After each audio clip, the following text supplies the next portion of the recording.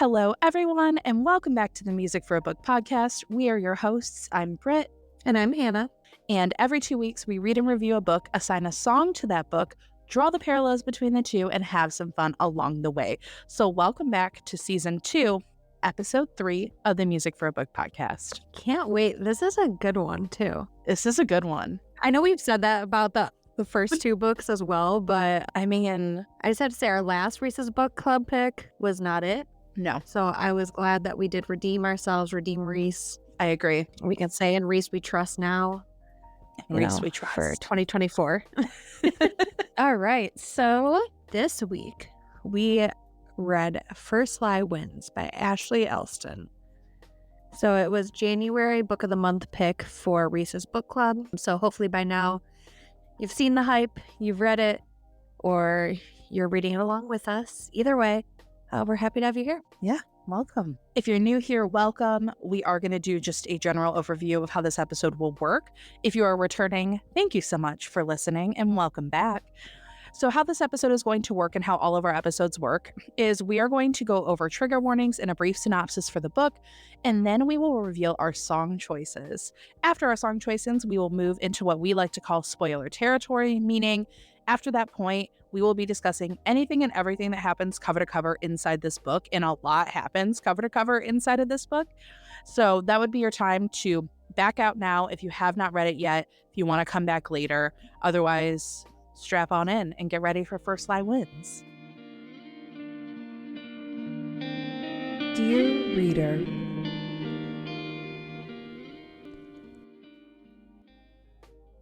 To go over some trigger warnings, always remember if you have certain things that do trigger you, take a look before you read the book. These are the major ones that we came across and Storygraph has. So death of a parent, fire injury, death, car accident, violence, murder, threats, cancer, addiction, terminal illness, just to name a few. now we're going to read the synopsis for this book.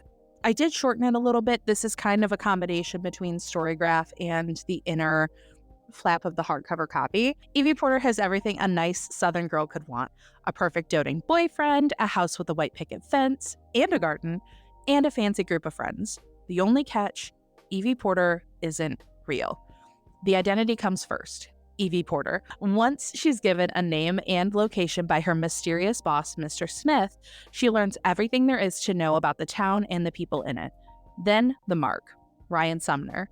The last piece of the puzzle is the job. Evie isn't privy to Mr. Smith's real identity, but she knows this job will be different. Ryan has gotten under her skin, and she's starting to envision a different sort of life for herself. But Evie can't make any mistakes, especially after what happened last time. Evie Porter must stay one step ahead of her past while making sure there's still a future in front of her. The stakes couldn't be higher, but then Evie always liked a challenge. Dun, dun, dun. All right. So, yeah, I feel like sometimes we always talk about this, how we feel like the synopsis kind of gives away the book. And I feel like that honestly only scratches the surface of what happens in First Lie Wins. Yeah. So, are you ready to reveal our song choices? I am. Okay. This week, I did pick a Taylor Swift song, and I picked one that might be a little on the nose, but I am still so excited to talk about it because I think that it hits all the points, and I chose Look What You Made Me Do from Reputation. Love it. We love to see it. I had like two songs that I was going back and forth. I thought you were going to say Mastermind. Mm-hmm. I thought that's what you were going with, but my song that I chose, also Taylor Swift song, from Evermore, and it's Cowboy Like Me. Hannah, I actually looked at Cowboy Like Me. I Really? did. 'Cause I wasn't sure if you would look at it that or not. No, I definitely did when I was like solidifying my song choice. Cowboy Like Me, Mastermind, Look What You Made Me Do, and there was one other song that I was looking at that I was like, maybe this will be it. I was looking at Anti-Hero too, Ooh, actually. interesting. No, I Yeah. love that. Mastermind would have been a good one too, but no, I literally last night just looked at Cowboy Like Me. I love it. Here we go. Spoiler territory. Spoilers ahead. You have been warned, because we are literally jumping into spoilers probably in the first 30 seconds of us talking about it, because There's so much. we have waited Britt read this book weeks ago. I was a little behind, so I just recently finished it. So she's been like dying to talk about it with me. Yep. So yeah, we will not hold back with spoilers. So Absolutely you not. have been warned. Let's talk about First Lie Wins. So the beginning, I just wanted to say that this is a psychological thriller. I had no idea what this was going to be about going in. I just knew that we picked it. It looked good. People were raving about it. Let's do it. But it's a psychological thriller that shifts perspectives and timelines often, which can be very confusing.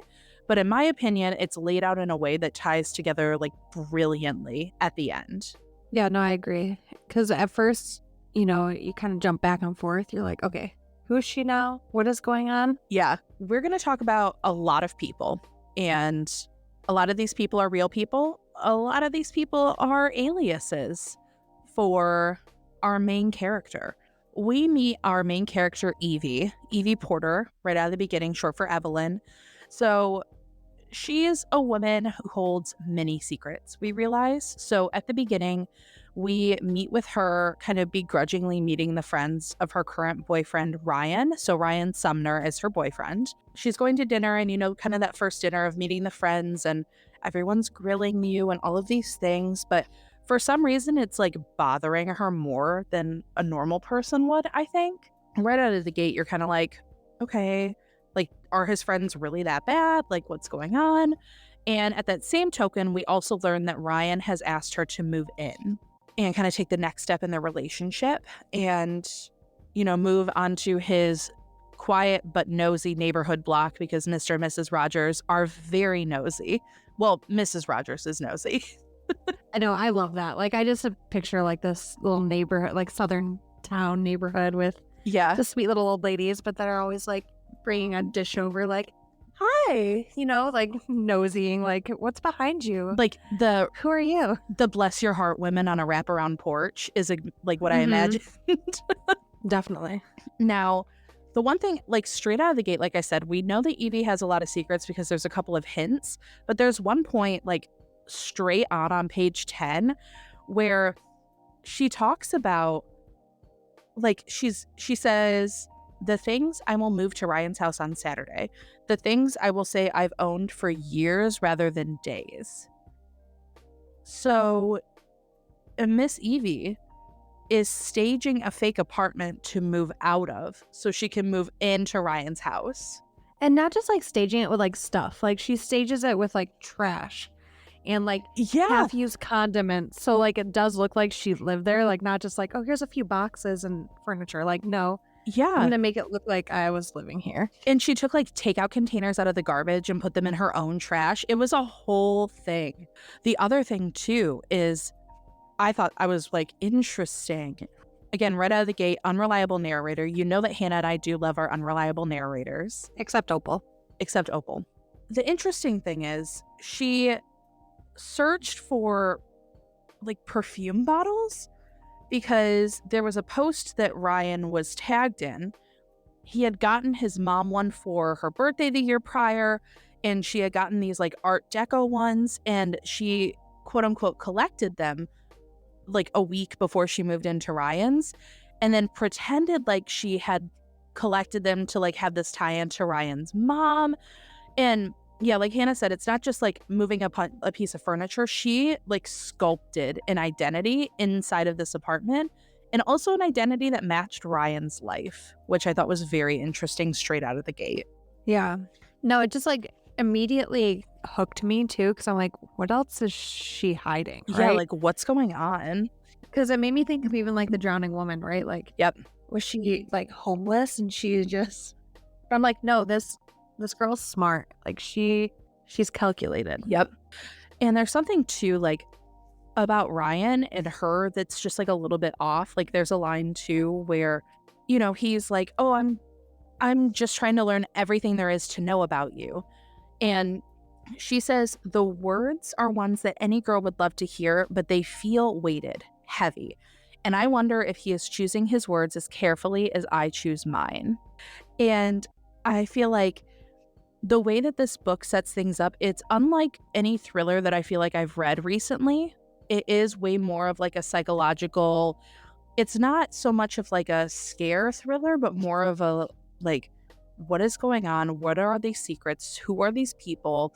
More of like a mystery. Yeah, like Hannah said, I was hooked straight from the get-go. It's like an onion, just all the layers. Like, Yes. you just wanted to like get to the center of it, and you just keep peeling away, and it's just, I Yep. feel like we get there, but then we'll talk about this at the end too. Like, I feel like there's just more layers now that I stopped reading it and finding out more information. There's a moment too where after she moves in, they're just kind of adjusting to each other's life. But Evie goes into like the back of a store and finds a mailbox at the end. She punches in a 6-digit code specifically with her middle knuckle rather than her actual finger. And then the door unlatches. She still uses her knuckles to open it. And she said she pulls out a small envelope and it's tucked inside of like the waistband of her leggings, slid it into the empty space, and then slammed the door shut and walked away. And so you're like, what is this bitch doing? What is she doing? Like, who is she? What's going on? Right. And then she has lunch with the girls. And we get to meet some of Ryan's friends. Ryan, is like a bougie circle, like very wealthy circle. Yes. Tight-knit group of friends. And, Evie has kind of made her way in with Ryan, and now his friends like want to get to know her. So they go to a little like tea room, and I just feel bad for Evie, but I know she can hold her own. But they just Correct. like are like beating her on the bush, and she's just like, this is what you need to know about me. They talk about like the derby party and just different things that are coming up, and they kind of grill her like, oh, where are you from? What part? What city? Like trying to get to like where it is. Oh, did you go to Bama? Like, just really trying to like get as much of information out of Evie as they can. And she can sense it. Like, she does hold her own, and she has a pretty like solid backstory. Yeah. But these girls are like ruthless. Like, these are not girls. No, they are kind of brutal for like a friend's girlfriend. Yeah. But I think that's almost intentional too, because I feel like women are usually like, I know they can be a little catty, but I feel like it's usually intuition that kind of leads you to like something isn't right when you make those kind of judgment calls. Yeah. But, because Evie doesn't come from money. And so she just like lays down the table too. And she's like, so ask me what you really want to know then. Am I after him? Am I after him for his money? I mean, that's the real concern, right? That I'm using him. One of the girls is like, no. But then the other girl's like, I'm just worried he's thinking with his dick and not his brain. I'm like, that's fair. honestly, real. Something at the end of this little chapter too. And, she's saying that no one needs to be questioning who she is or where she came from. And specifically, she said that the first lie wins. She gives this speech of like, yeah, like you have no reason to trust me, but trust your friend. Trust his judgment. You don't have to trust me right away, but trust that he knows what's best for him. Yeah. And so immediately it gets back to Ryan, kind of how the lunch was handled and how, just abrasive Rachel was. She'll come into play later on too. And, he's like, it's okay. And Ryan's like, you shouldn't have to deal with that. And then he tries to like get her to leave work early. And she's like, no, I can't. So she works at like an event planning place that Ryan helped her get the job.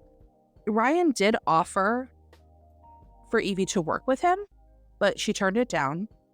And we learned too that Ryan so he picked up his family's business after his grandfather passed away. His business has these like very important days. So Thursday is the most important day. And he actually drives to Texas every Thursday for work. And Thursdays are the days like, even if he jokes that he's going to take the day off, he won't. He will never miss a Thursday.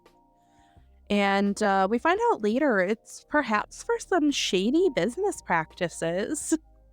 Yes. But otherwise, he's like super clean and put together.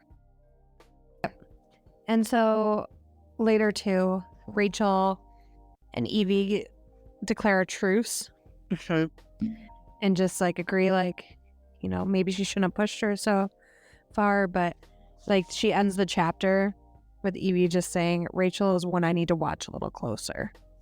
Then something really bizarre happens. Like, the way that this book is kind of structured. So if you do not like being confused and trying to piece things together, you will despise this book.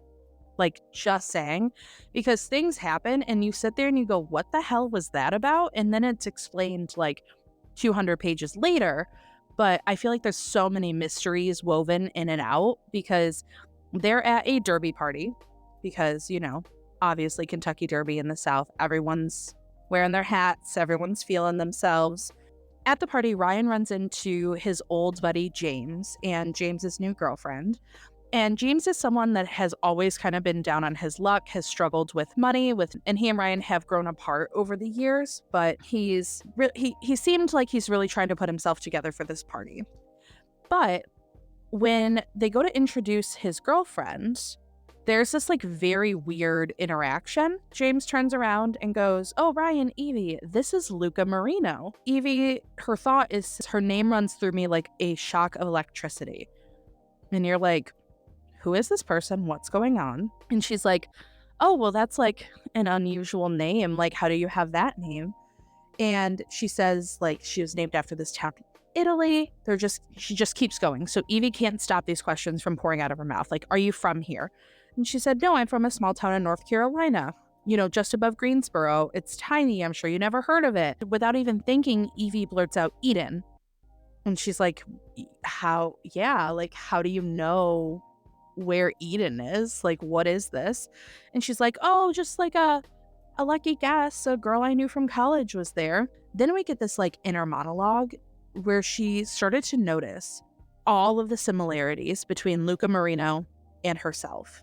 And so every inch of her, so hair that reaches the mid back, slight wave, the color that Evie's would have been had she not dyed it before moving there. Eye color's the same, complexion's the same. Then you're sitting there and you're like, what the fuck? Who is this person? Like, who is Luca Marino? What's going on? They're kind of like sizing each other up. And when she asks, like, "Oh, have you ever been to Eden?"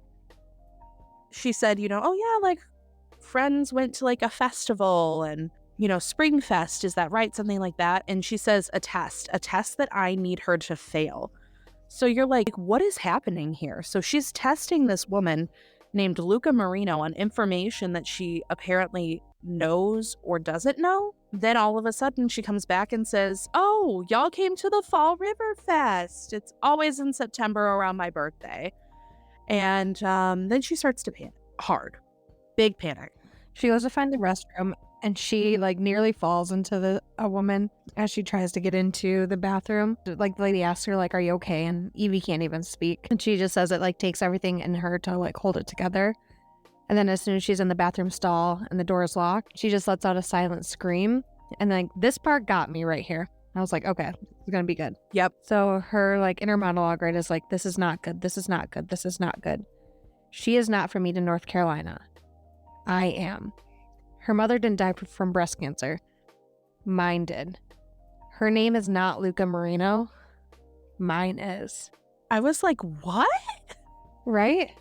Like, who is Luca Marino? And why is Evie pretending to be Evie if she is Luca? Yeah, I was like, all right, what is this? So this is our first chapter that involves a flashback of some sort. And moving forward through the book, we have several chapters that involve flashbacks. But these flashbacks, most of them involve different aliases that Evie/Luca has had over these last 10, 8, 6, 4 years. The first one, we go back in time 10 years ago with Luca Marino. So here she talks about like slipping into a party and kind of like changing quickly and sneaking in and knowing the right time to get like, the rich people's jewelry and to steal without like being noticeable. And so we just get a glimpse into kind of how she was in the past and kind of where probably all this kind of started, right? And then we also get a glimpse too of her and her mom's relationship. So her mom was alive 10 years ago, and as we know, she did die from breast cancer, but this kind of goes back and forth, just a little bit of their talking about, what are you doing this weekend? You work too much, and just get a little bit of how they interacted with each other. And like they live in a trailer. I think it's just kind of setting up her upbringing, kind of the backstory of who Luca Marino is. Mm-hmm. We find out that she has like a job at the florist, and that's how she knows like when these fancy parties are and like who is the best person to kind of watch for, and to kind of, she gets as much information out of these ladies as she can to eventually like help her, case the joint, Yep. So, she says like it's a lot of risk for a couple $100, but really she's in that desperate of a situation that she needs everything that she can get. So she's ready to risk it all for these little things. Then we get to jump back to present day, and it just still is like, what is going on? Like, okay, yeah, Evie's undercover, but to run into somebody who's, you, like your identity, like that was very intriguing to me. Like, how is this going to all unfold? And she says too, of course, Evie's mind's going everywhere, right? And she says, like, I need to consider the possibility that the woman with my name and my background is using James to get to me. And she does make a comment that, like, Rachel's quiet. And she's like, maybe she could answer every question they have. Like, why is she quiet about this whole situation? Like, what does she know? And they do warn her about James, too. They were like, he nearly bankrupted his parents with his gambling. They bailed him out more times than they should. No one knows where he's been these last few years, all of that. Just interesting that he stumbled back into Ryan's life at this time with Luca Marino specifically. Yep. Their horse ends up winning. So they're like, Ryan, at this point, they're drunk. They've open bar at the Sturby party, and he's like, we could just take the winnings and head straight to Mexico, never look back.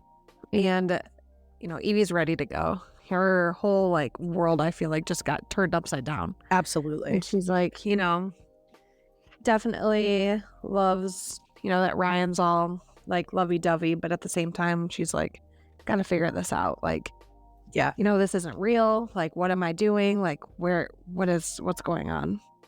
And so on the way home, too, like, Evie's like, how many secrets can I pry out of this guy, now that he's drunk? So, and like Ryan reaches across the car to her as they drive, and he says, Luca. And she's like, what? Like her hands grip the steering wheel tighter, kind of like, oh, what? Before she can say anything, Ryan is just like, oh yeah, that girl with James. She said something weird after you went to the bathroom. And of course, I can just picture like Evie just white knuckled on like the steering wheel, just like, yep, shit, like what? But just being calm, like, oh, what did she say? He just says, oh, well, James was hoping to reconnect with me, but he didn't want like me to know, that he said that, and that she would want to get to know you too. Evie's like, why is that weird? Like, she knows why it's weird for her. Yeah. Ryan just explains like, James and him were strained, their relationship is strained, and just that he's very cautious when it comes to anything James related. There was one other part of their conversation too, right before they left their party, I just wanted to point out. She says, Ryan leans in for a kiss and I don't resist him. It's slow and sweet, the kind of kiss that makes you want more, and wanting more is dangerous. I give myself 30 seconds to live in the world where this is real, where my boyfriend is declaring his affection for me in front of all these people, and there's nothing to stop this relationship from continuing indefinitely, where there is no question about who I really am or what my motives are. And so we get another like peek behind the curtain of who this Evie Porter might be, but we still have no clue why she's assumed this identity and what she's doing with Ryan in this. It seems like a hard to fake relationship because they do seem very into each other. Yeah. That was something too that was very interesting about that conversation. So the next chapter we get a little bit more about her job and I guess her role as, well, we assume as somebody undercover, right? And she just says, every job is different, and the only way my boss can control the job and me is by keeping me in the dark as long as possible. And she talks about just being fed just enough to like make it to the next step of where she needs to be. And she recalls like, when she got her information on Ryan, who he is, how old he is, his early life, siblings, where he currently resides, even his dating history. They say even like suggest like, don't recommend initiating contact in like the environment of like a nightclub or a bar. So that damsel in distress seems like the best approach. So she like eats, sleeps, and breathed everything, Ryan. That's like my life. I just eat, sleep, and breathe everything, Ryan. She gets the mark, but she doesn't always know exactly what is going to be the job. So she learned everything about Ryan, and then she found out kind of what the job was. And she says, sometimes jobs are short, sometimes they're a few days to a week, but sometimes it's much longer. So she was told that this might be her identity for a while. And she also says like her boss isn't happy with how her last job ended and she's on thin ice. So this job is a test of like her loyalty and is she, gonna cut it? And failure is not an option for her at all. The arrival of Luca really throws a wrench in all of her plans because she's someone who, like she says, she researches for weeks. She's ready with her mark to assume this role, and having something thrown her way is super unexpected. It was reckless of her to not assume every possibility within the role of her job. She said that her gut is saying that the same people that sent her there on the job are the same people that sent Luca, or quote unquote Luca Marino, there on the job. She said her boss failed to mention the protocol when faced with an imposter that's holding your true identity, and that now she's in uncharted territory. So this really was like the first glimpse into who Evie is and what she's actually there for. So she's kept in the dark, but she is given like a fail-safe. So if anything does go wrong or anything kind of is like up in the air, like any latest development, that like last resort, she needs to contact somebody. She has a number, but she is not ready to pull that card yet because that can mean like the job is over. And like we said, she's on thin ice. So she doesn't really want to use that like get out of jail card. She is worried that this could mean that she like got caught, or is this a test? So she's just a little unsure what to do with this imposter that's pretending to be her. Yeah. And we learn very quickly, though, that her boss loves tests. Loves them. He throws them every which way to Tuesday. Oh, Mr. Smith. Mr. Smith. Mr. Smith. We learn a lot more about Mr. Smith as time goes on. I love, like, the early stages of Luca, because you can just tell how desperate she was, and kind of the scheme she's getting herself into. So, the florist job to steal the jewelry. And then she's like a cocktail waitress here and like skimming credit cards. Yeah. And this is where we are also introduced to Mr. Smith. But she's like skimming credit cards. So she has a credit card skimmer and says like the way to do it, is, use the data all at once, small little purchases. So you can tell she's definitely done it before. But as the party is wrapping up, she goes to retrieve the skimmer and gets caught. And she's like, oh, well, I noticed this was broke earlier. Like, it wasn't me. And it just unfolds, like finds her backpack, and it's just with her computer and all this stuff that's just everything's pointing towards her. Like, there's no way she can talk herself out of this. Yeah. Someone does kind of come to her rescue in this situation. There's an officer that takes her, and Officer Williams passes her off to Detective Sanders, and she says that she'll cooperate, and he said that I would not pass up this offer because you're not going to be getting another one. And she's like, what do you mean, like you're letting me go? Like, what? And so she's kind of frozen in place. She's not really sure. There's one contact listed, said Mr. Smith. So she gets home to this little garage apartment that she's been staying in, calls it, says, I was told to call this number. And there's like a mechanical voice on the other side. I imagined like those like anonymous videos. That's kind of what I pictured, like on the other side, like a masked man on like a burner phone. He says, we've been watching you, first in Greensboro and now in Raleigh. They said, sorry to hear about your mother's passing. She freaks out because she's like, no one should have been able to connect that person to me, because she changes her identity and she moves around, and she's like, why? And they basically tell her like, you we're able to take something that you shouldn't have had access to, and we are impressed with your skill set. Like, basically telling her that she has a raw skill set for criminal activity, which is what a beautiful compliment from Mr. Smith on the other side there. And what's weird too, I found myself like rooting for her to be able to accomplish criminal activity. Yeah. I'm not sure why, but I was like, yes.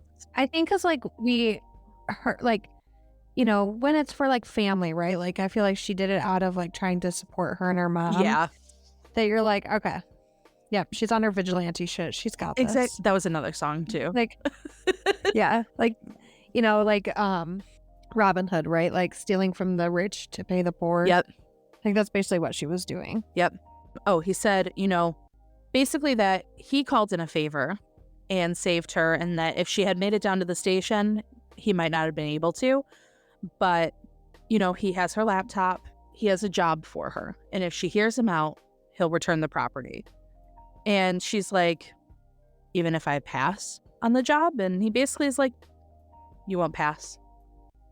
You won't pass on it. Like, you've been living not even paycheck to paycheck. You've been scrounging by on whatever possible. And I'm going to give you more money than you've ever seen in your entire life to help complete these jobs. She was like, I didn't say anything because we both knew that I would be there. And, she just considers, right? Like, Mr. Smith and her had to have crossed paths somehow, right? Yeah. She was able to, like, take something from him, but she just can't, like, register. She can't think of anything. And then she arrives at the location she was told to go to, and she meets Matt. She's like, there's no way to know if, like, this is the same person she talked to or not. Yeah. But she's betting it's not. And so Matt just tells her again, like, we've been impressed at, like, the places you've gotten in and out of, and tells her that they have a job for her. And so, of course, she's like, doing what? And Matt just is like, you'd be doing what you're good at. We'll drop you in a situation. You'll get us what we need. And without anyone being the wiser. Yep. Too, he's like, you'll notice a difference with us behind you, which I thought was interesting. Yeah. And she's like, how many people are a part of this system? Right. Like, what's going on? And of course she's in. Like, what else is she to do, right? Like, she's in a desperate situation. Like, now present day, like, Evie is, like, still reeling from, like, meeting Luca. And she's just trying to, like, figure out the woman's real name. She's trying to figure out, like, more for what she needs to do for this job, right? Yeah. And, like, she debates, because for this particular case, especially after what went wrong in her last one, Mr. Smith is watching her, like, very closely. And so she's supposed to report on all of these developments as they happen. So she's hidden away. She pulls out this prepaid phone, and it's going to be used one time and then destroyed, as that's how all of their communication goes. She dials a number. The robotic voice is like, is there a problem? And she's like, listen, there's been a significant development. Made contact with this woman claiming to be me. And instead of saying anything like helpful, they basically just go, yet you waited 3 days to report this development, which means that it did come from him. And in there, he basically just said, I felt you needed a reminder that you are replaceable. And this is our first kind of tinge of what Mr. Smith is capable of doing. And so, Evie's frustrated because she didn't learn anything, except great. Cool. I'm replaceable. Awesome. Or Mr. Smith said, all those previous successes are what made the last failure so difficult to accept, but it also gave you a second chance. You need to remember that while you're sitting on the back deck eating Chinese takeout. And she goes, Chinese takeout, what I picked up for dinner last night. So she is being very closely monitored. Yep. So she has some car troubles, in quotation marks, but she says it's time to go off script because she's like, even though she feels like a sitting duck, she must finish what she started. So she has to leave her car at the shop for a little bit. And, Ryan offers to, like, have his friend give her a ride because, like, today's the day that he's out of town for work. She's like, no, I'll be fine. They said it would be a couple hours. But then she goes to rent a car under a different name. Yep. Annie Michaels. She says that Mr. Smith has gone to lengths to groom somebody to be exactly like her. So she's like, there's something big that I'm missing. You know, Evie's like, I need to like go back to the beginning and look everything over with fresh eyes. Because she feels like the game has changed. Because if he can put somebody like in her circle now, like the inner circle, Yeah. that is her, like what else can he do? A lot. He can do a lot. Yeah. After she gets the car, she drives to Ryan's place of work. She parks in the building next to Glenview Trucking, sneaks in through like this chain link fence.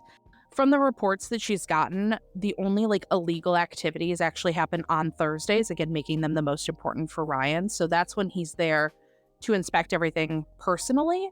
Otherwise, he can work remote or away from the facility. So she doesn't expect Ryan to be there. And the office, she said, is like a complete mess. She's just kind of spying. She sneaks her way in. All of a sudden, Ryan is there. So she ducks into this like employee shower, presses herself up, because I think she uses the curtain in the darkness to try and hide herself. But she could be so easily caught. I mean, like in a second, she could be caught. Right. So now there's a guy that comes in and, you know, he's a little surprised. He's a little scared. The man is like, I know I'm only supposed to be working on Thursdays. Like, he's just panic talking. And Ryan is just like, did you really think it was possible to make a side deal and have my trucks come through when I'm not here? And something flashes through Evie where she's like, all I've ever seen is the sweet, romantic, fun-loving, everything good Ryan.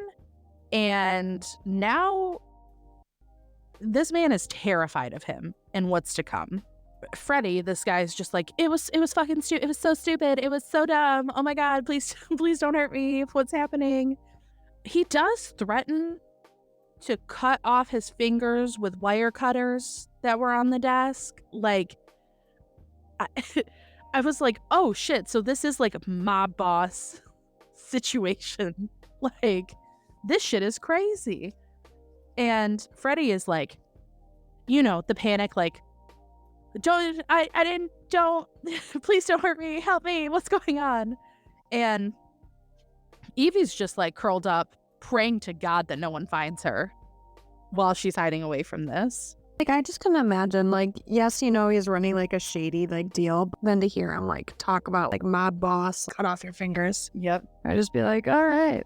Yeah, and basically just like, Ryan just tells him like, you're really fucking stupid if you thought that you could pull that off. You're so stupid. Get out of my office. This guy named Robert will want a few words with you and your friends. What we get from Evie's kind of inner dialogue is that the robber is likely Robert Davidson, one of his biggest customers. And if her research tells her anything, that they have every right to be terrified of this man.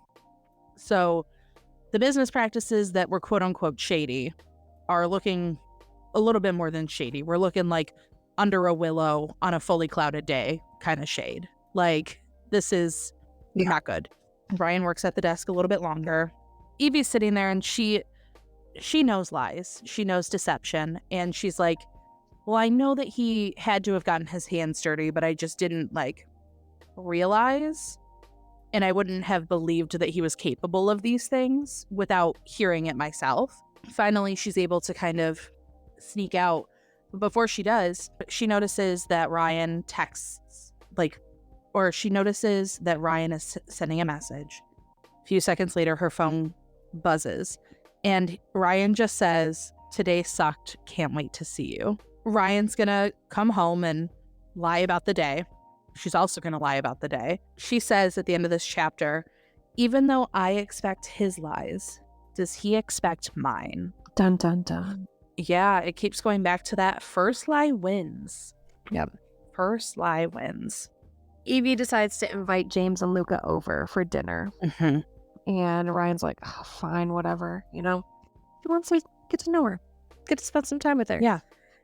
And that's where we kind of end the chapter. Like, they can't wait, you know? Like, what can we bring? So Can't excited. wait. And then the next chapter, we're introduced to alias number 1. So this part in the podcast, we're going to kind of go through all of her aliases. So we're not jumping back and forth because that's how the book does it, but we are not the authors. Correct. So we are going to go through just some of her, Ailey says, in her jobs that she's had over the past 8 years, and kind of the crazy situations that she's found herself in. This is the first job where her fake name and background have all of the information to support it. So this is Izzy Williams from 8 years ago.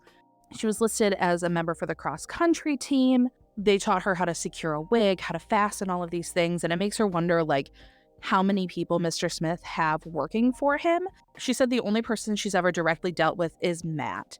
But as they move forward through this job, she's a little nervous. But as far as the family goes, so she is helping the Kingston family, Greg and Jenny Kingston, with being a nanny for their son Miles. There is some important information that is needed. And she kind of, unfortunately, is getting a little attached to Miles, which is not good. It's getting harder and harder each day because she knows that whatever happens to the parents, someone else is going to have to step in and take care of Miles, and that kind of scares her. But she is trying to sift through whatever is happening in this house, and Jenny's in the tub, Miles is down for a nap, Greg's out of the house. It's 8 days into this. And she's digging through some situations. She has the blueprints. She's thinking maybe there's a built-in safe, even if it doesn't show it. She's sifting through all this stuff. She finds a safe. And she starts to freak out because there's a keypad and there's a code. And she doesn't have the code. She has no idea what it could be. And she has that number, like Hannah said earlier, as a fail-safe. Okay, this is an emergency. You need to get out of shit. You need to ask for help. But help is a last resort. You're only supposed to do that if you absolutely need it. So, Jenny is sloshed in the tub. She's just splashing away, singing a song, and she's staring at this keypad, and she panic calls Matt, enters in this code, finally figures it out. What ends up happening is she spends too long on the phone. Jenny spends too long in the tub. Jenny's kind of up and laughing at her, and her words are slurred because she's very intoxicated. Eyes are half closed. She steps out of the tub completely naked and is like, "Did you think I didn't notice you snooping around my house this last week?" And all of this stuff. She's like, as Izzy, "It's not what you think." And Jenny kind of lurches for her. And then her foot kind of gets tangled, and she does happen to take a fall and crack her head on the floor, and there's blood everywhere. She got the information out of the safe, but the wife caught her. Now she's on the floor bleeding, and we don't know if she's dead. And so everything is going very, very wrong in this first, official undercover, Her first job, job situation. So Matt's like, "Get the fuck out of the house. What are you doing?" So got the information. She ends up calling Greg. So she's like, "There's a problem. I came to tell Mrs. Kingston I have a family emergency. I need to leave, but she's unconscious. She must have fallen. Miles is asleep. You need to come home. I can't stay. I have my own emergency to attend to. AKA, I just stole information from you guys and left your wife to bleed out on the fucking floor. So I gotta book it, Greg.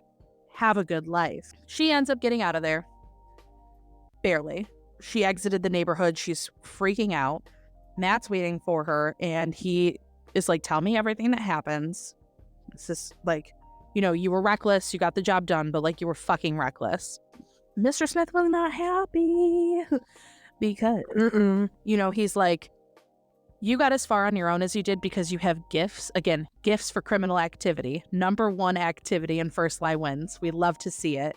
And, he's like, "You got as far as you did because of these criminal gifts. You should not be calling people as your first line of defense.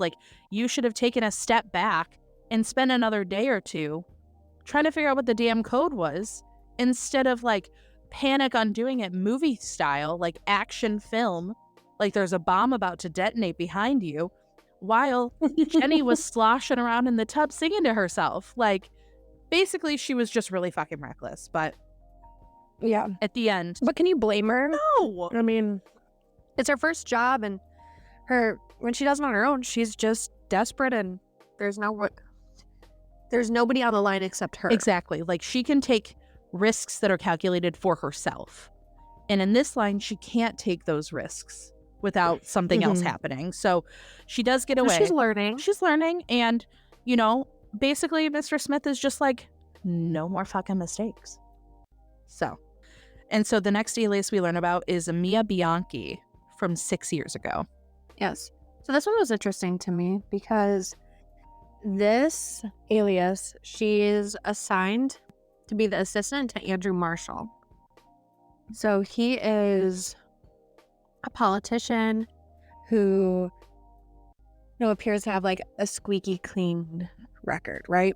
And he is campaigning for governor of Tennessee.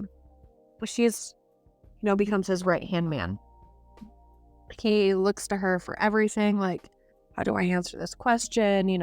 Are we accepting this offer to go on this trip and different things like that, like Evie, Mia, Luca Mia, whatever she is. This job, she says it's like the first time she's had to settle in because it is like a couple months long, because she has to kind of build that relationship, build that trust. And a couple months before she even got further instructions. So she's just there kind of chilling, getting to know Andrew. It's also the first job that came with some cash for expenses and incidentals and anything she needed to become Mia. When she earns Andrew's trust, she just knows like everything, right? A shake of her head will just make his decisions. She knows that going on this political campaign, that Andrew's team's gonna dig into her background, and this is when she realizes too that Mr. Smith has got connections. After 2 years of working with Matt, she knows that Matt isn't capable of this, but really curious of the team behind Mr. Smith and just how many people he has out there doing jobs like this, right? But she says Andrew Marshall is a good man. She searched through every file, personal record, and she hasn't found anything. There's no skimming money or backdoor deals or any, false promises. He loves his wife and good to his employees, even his pets are rescue dogs. And so she's kind of confused as to why she's there. But she, after doing this, she's like, you know what? He is going to be governor of Tennessee one day, and Mr. Smith wants to own him. So they end up going to this retreat in Hilton Head. But the thing is, Andrew believes that she left for Hilton Head, but she goes to Savannah first. And she is on this tour bus, and she's I wonder why she's on this tour bus, right? She's kind of circling around. And then finally, the person she's waiting for shows up, and it's Devin. So we're introduced to another character that comes into play a little bit later. I just with one of the first things he says is yep.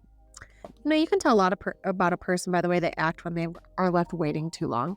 Because she was on this bus for a while waiting for him. She definitely passed his little test. No more tests, right? And so she kind of explains why she wanted to meet him. That she's not actually sure, but she has this job that she doesn't have full instructions yet. And she won't know her exact needs. But she needs Devin to be on hand, quick, and to offer the goods and support that she needs. And they usually communicate on social media accounts that they both mutually follow, and there's a code and everything, but she wanted to meet in person just to make sure that Devin understands what she's asking. She's in Hilton Head, and Matt bragged that he was going to be in charge on this job. Mia, Evie, Luca, whatever we want to call her right now. Our main character, our FMC, she thinks to herself Mr. Smith wants to see what he's capable of, but dealing with Matt the last 2 years, she wasn't confident that he was ready to be let loose. So that's why she did call in Devin for backup. They're at this conference. It's all the big political figures. And Matt also orchestrated for Marie, Andrew's wife, to be out of town. They're just trying to catch him in something. But, Evie knows, probably not going to happen. So after we meet Devin and we hear about, Matt's plan, right? We do meet another notable character named George. He appears as delivering room service. And she's like, I didn't order room service. And the guy just pushes the cart towards her a little bit more and just says, Matt sends with compliments. That's when she's like, shit, okay. This person works for Matt too. And she kind of looks him up and down, notices a little bit about him and his features, and his tag on his uniform says George. And the cake has carrot cake, which is her favorite, which is also like unsettling to her. Like, how do they know that that's my favorite? And there's of course, there's a little envelope there. So she knows what she's working with. And, like we said, it's Matt's plan. So super weak, not very strong. So she knows like the next time there's a knock on the door, what to expect. And it's not George this time, but it is a bellhop with some boxes. And so she talks to Andrew, and he says he's all settled in, wants to skip the cocktail thing. Andrew's kind of just like, Mia, I need a night off. She like convinces him, and he's like, okay, you have 1 hour. Like 1 hour. Yeah. Okay. So they have a little private cocktail party in Andrew's room, and there's some lawyers, government officials, just different people that are invited. But she only invited the bad boys that are looking to play. So she was very strategic in who actually came to this cocktail hour. And Andrew notices too, like, not sure if I would have invited this crowd, Yep. But Mia's like, this is what we got to do to play the game. She ends up drugging Andrew, and it just kind of puts him off to the side. Let basically the blackmail of the other bad boys there come into play. Way to go, Mia. We love to see it. And after that happens, we see her as Luca Marino 6 years ago again. So as herself, but still right after this one alias, because she goes straight to Matt's office. And he's pissed at her. He's screaming at her. He's like, where did you disappear to? You pulled a fucking Houdini on this job. Like, what are you doing? And basically she's just like, your plan was stupid and I made it better. Like, she's like, let's get Mr. Smith on the phone. Like, let's see what he says. Matt's like, you answer to me, not him. And she's like, not anymore. Like, I'm in the big leagues now. I'm on my own. They're on speaker. He's quietly talking to Mr. Smith beforehand. And Matt's like, say something. Own up to your shit, basically. And she's like, listen, Marshall, dead end. Like, he's never going to cheat on his wife. This is a good man. He's too clean. If you forced something, the shame of it would have made him drop out. Like, it would have been a cataclysmic mistake.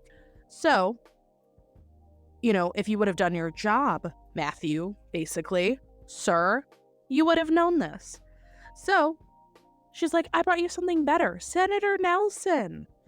He's held his seat in Georgia for 18 years. He's on all these committees. And coincidentally, apparently he also loves to have his ass spanked while wearing a ball gag. So have fun with that. Matt is just horrified by this conversation and everything that's gone on with it. She got Andrew Marshall out. The other thing, too, about Evie, Mia, Luca, whatever you want to call her, is she picks up favors along the way, owed debts, things like that, from people that she has helped hurt, helped evade, things like that. And she also has a signature that I don't think we've talked about yet, but her signature is like a white paper swan that she like leaves as her kind of go-to thing, Mr. Smith dismisses Matt, talks to Luca by himself. She spoke to everything that she did, said that she drugged him. How fast were you planning on doing this? Like, how long were you planning on basically telling Matt's plan to go fuck itself? Like, what were you doing? And she's like, I'm quick on my feet. I thought very quickly. Within an hour, I pulled this shit together. Like, I got this. And, he's like, while Senator Nelson is not what I asked for, like, I can appreciate the work that you've done salvaging a job. And now you answer to me directly. So this is the official confirmation that we have that she's no longer working with Matt as the middleman on these jobs. It's directly with Mr. Smith. And Matt says that she's going to regret it. Yep. One thing I will say that I like about how like the aliases are, like it goes backwards and like counts down to like her current one, which I thought was pretty cool. So this next alias is Wendy Wallace, also 6 years ago. And this job, she needs to learn about Mitch Cameron. So he is a head football coach for college. Her job is to basically remove him from the position without any negative outcomes financially or publicly, really to like the university or the program. Like they want him removed, but without the big hoopla, right, around it. I mean, to make the long story short here, because we still have a lot of this book to go and the few aliases that are a little more important. She succeeds. Yep. She does succeed in this job, you know. He's removed, and he kind of knew he was going to be removed. Like there was just a lot going on. But she does make another connection, and one of her favors that she does kind of collect in this situation is from, at the time, he's a player getting scouted by all these colleges. She pulls him aside and is just like, you need to just assume everybody's listening. Yep. Because you talk to your brother about everything, all these incentives, all these, offerings, because these scouts, are also shady, and they will pay whatever to get this person into the program that they want, Wendy, Mia, Luca, Evie, it's like, just take it all. Take as much money as you can, but just be smart. Don't talk about it, and take it for all it's worth. And that connection comes in a little later too, but during this job, she meets George again, right? George was the guy that dropped off the envelope. Obviously, George isn't his real name. It was just what was on his tag. She says, like, he's warming up to me a little bit. Like, George took a few pieces of pizza from her, and just, like, wondering... I guess for me, like, I'm wondering where George falls into everything. Like, is he just a courier? Like, what does he know? Yeah. Like, because I feel like he's involved a little too much. And so one of the interactions, too, that she has with George is he hands her an envelope and just says, got something for you tonight. I thought I'd save you a trip to the mailbox. Just don't rat me out. Of course, she responds, like, don't worry, your secret's safe with me. She's like, is there something else? Because, like, George kind of lingers there. And he's like, he nods and basically in a whisper is like, since this is your first job where you're dealing directly with him, if it feels like a test, it is. So we talk about, that she gets tests all the time. Mr. Smith likes tests. And so she can't like open the envelope fast enough. And then we move into our next alias, which is Helen White 4 years ago. And this situation is a lot different. So this is actually like a set up competition by Mr. Smith, because in Fort Worth, Texas, there is this oil tycoon named Ralph Tate, and he owns this like painting that's worth millions, and he won't sell it. He's just hoarding it for no reason. So instead of being a reasonable human and saying like, okay, he doesn't want to sell it, they're going to steal it. He's setting people in one after another to try and go steal this painting. There's this like section in the middle of the house that's called like his trophy room, where he holds kind of all of his prized possessions. And one after another, I don't know what to call them. I don't want to call them spies. I don't really know, like, the people he's dispatched for the job go in and unsuccessfully try to collect this painting. Evie, Luca, Mia, Helen, Kitty, whatever you want to call her. So as Helen, she basically gets an in by pretending to be a groupie for Tate's son Sawyer, and she goes by Kitty because disgusting, and of course she does. Tate and his friend group, wild rowdy bunch, they live in this beautiful mansion. Every year they have a 4th of July party, so of course Wendy Kitty gets invited, and they're hanging out. She's like really playing it up for Sawyer, but the real plan is her and Devin have a secret point that they have found, thought of, looked at all of the blueprints and everything in the house, where they think that where people are going wrong is that they would not hide this painting in plain sight in this trophy room, so to speak, but it would be hidden somewhere else. So they find it in like this laundry area, hidden in like a secret safe away from the cameras. So she's able to sneak away. Devin's actually in the house with her. Helen, Evie, has a wig on, and it's a different color wig. She's in server's clothes. Devin's sending her text messages. They're ducking in and out of places. So basically, she retrieves the painting. They end up putting it in a garbage bag that she's taking out like as one of the servers. And Devin said I took out the garbage as like the final piece of the puzzle. And so she's like, I owe Devin really big for this job. And so she talks about how the day after they met at Buffalo Wild Wings, he showed up in Austin and he was teaching some kids how to play chess. She's back at her place. She gets a call. Mr. Smith is like, oh, the blue hair worked better than I thought it would, basically about her false identity. She can see that the money was already deposited into her account. There's going to be a package with the next job being delivered. She's like, oh, well, how many people did I beat? Like, was I the underdog? I want to know. I want to climb to the top of this ladder. And we do see a little bit of her ego come through. Like, she really is very like, I want to be the best. I'm going to climb to the top of this. I'm going to learn anything and everything I can about this criminal business. Basically, he said this was another test because he needed to see who would rise to the top under less than ideal circumstances and who can recognize when the most obvious path isn't necessarily the right one. You know, he basically, she's like, well, was this job even real or was this just like another dumb test for us? And Mr. Smith is like, you know, congratulations. You know, the job is always real, but you might not be aware of what the end goal is supposed to be for the job. And then he says, answer the door. I'll be in touch soon. She moves to the door and she sees George right outside. And did you feel like something was fucking weird with George? Because I definitely did. I always felt like something was weird with George. He gave me such a strange, I don't know. Like, and I couldn't tell if it was because like he knew more than he was leading on, like, or he was pretending to be someone that he wasn't. Like, there was just something in my gut that I was like, George is not, this is not good. Yeah. I didn't trust him. Me neither. You know, she asks George to come in for a drink and it's like, oh, we can get drunk and spill all of our secrets. And he's like, you know, I can't do that no matter how much I want to. And he says, if anyone could tempt me into breaking the rules, it would be you. Just remember, the bigger the job, the closer you're watched. Eyes are everywhere. And that was our Helen White Kitty alias.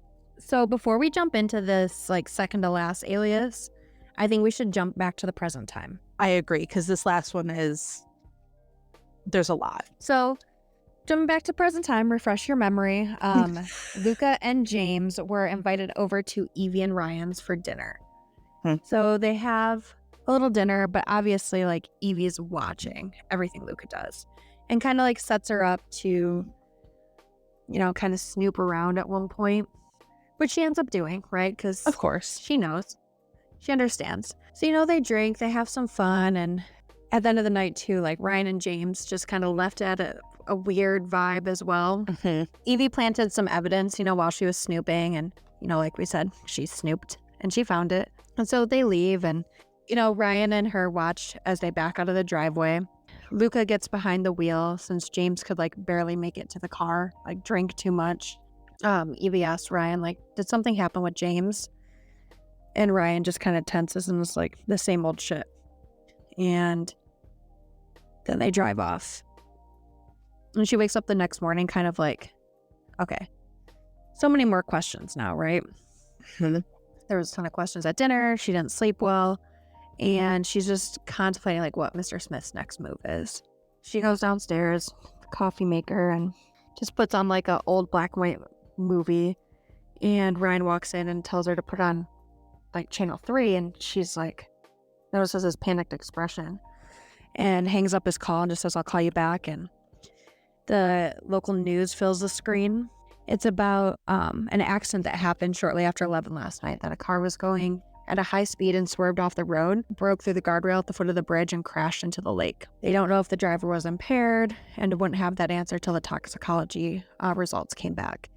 And just like nausea rolls through Evie because she like knows who was in that. And like a picture of Luca and James from the derby party shows up. So yeah, fake Luca and James are now dead. Yep. Ryan's upset because he's like, you know, we left things in a bad way and now he's dead. You know, he has been a fuck up getting into shit, but thought maybe he was better. And last night Ryan just kind of was like, told him that he's done with him for good. And they were the last people to see them. So a lot of guilt kind of with them. And they decide to go over to James's parents' house. You know, she's like thinking to herself, like, I need to run. Like, I need to get out of this town. Like, what am I doing? She takes a deep breath and like she needs to think through it. Needs to think through it as if she were Mr. Smith. Why would he take the time to like groom her for this job just to bring in the imposter and to kill her off? Like what was that thought process there? Yeah. Thinking about like, is it a test or not? And, she just decides like, I will finish what I started. Like I came here to do this job. Like try not to let it sway her at all.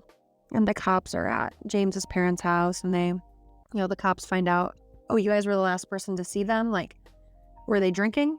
They say, Luca had like one glass of wine when they first arrived and then one more with dinner. But James had a lot more, but he was not the one driving. And I just thought this was crazy. So I'm like, did Mr. Smith kill that? Like, yeah, was she drinking and they're covering it up or like?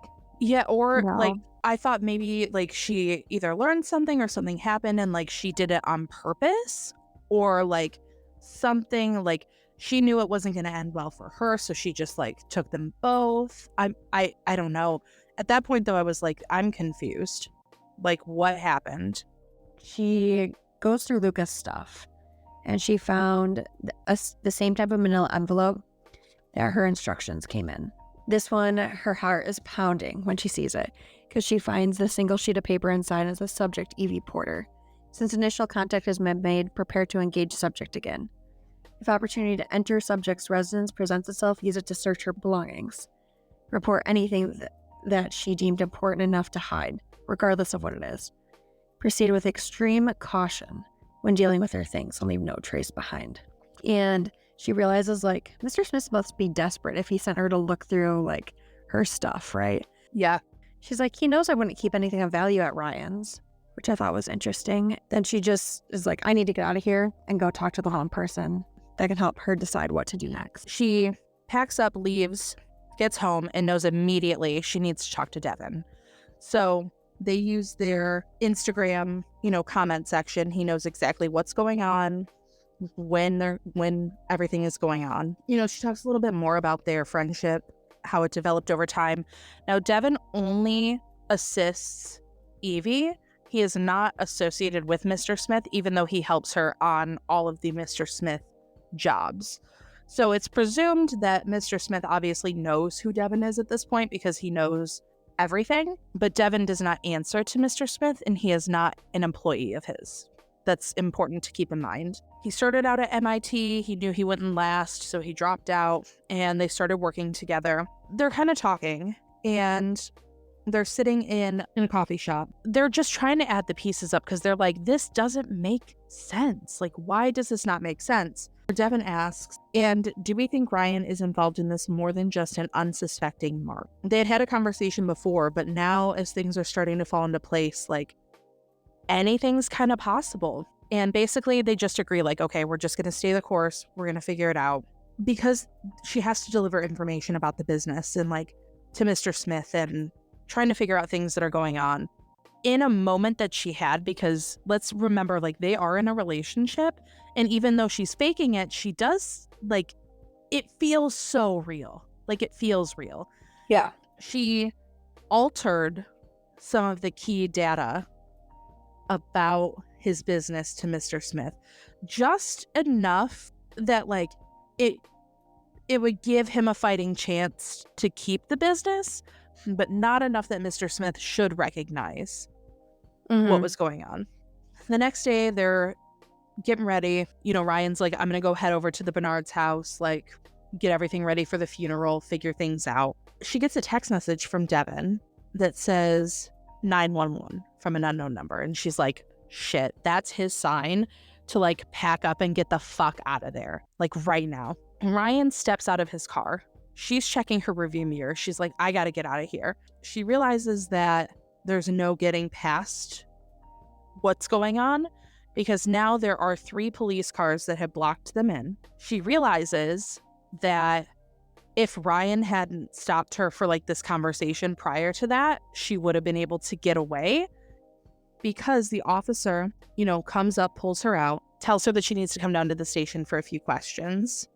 And we're like, what's going on? Like, what's happening here? This deputy says, there's a material witness warrant for you from Atlanta PD in connection with the death of Amy Holder. Dun, dun, dun. And at this point, we don't know who the hell Amy Porter is. I'm like, is that another fucking alias? Like, Right? I was expecting them to say like Luca or James, but no, when they yeah, said Amy, I'm like, Amy, I who's was like, Amy? what? Like, where is this coming from? Yeah.